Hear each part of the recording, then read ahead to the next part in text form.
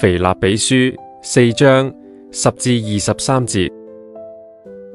我靠主大大的喜樂，因為你們思念我的心，如今又發生。你們向來就思念我，只是沒得機會。我並不是因缺乏說這話，我無論在什麼境況都可以知足，這是我已經學會了。我知道怎樣處卑賤，也知道怎樣處豐富，或飽足，或飢餓，或有餘，或缺乏，隨時隨在，我都得了秘訣。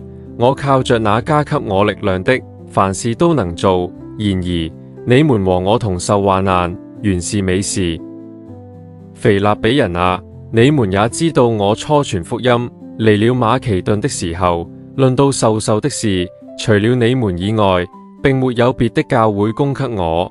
就是我在帖撒羅尼迦，你們也一次兩次的打發人供給我的需用。我並不求什麼饋送，所求的就是你們的果子漸漸增多，歸在你們的賬上。但我樣樣都有，並且有餘，我已經充足，因我從以巴弗提受了你們的饋送，當作極美的香氣，為神所收納、所喜悅的祭物。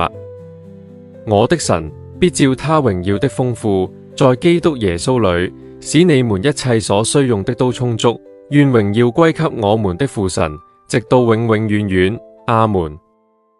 請問在基督耶穌裏的各位聖徒安，在我這裏的眾弟兄都問你們安，眾聖徒都問你們安，在該撒家裏的人特特的問你們安。願主耶穌基督的恩常在你們心裏。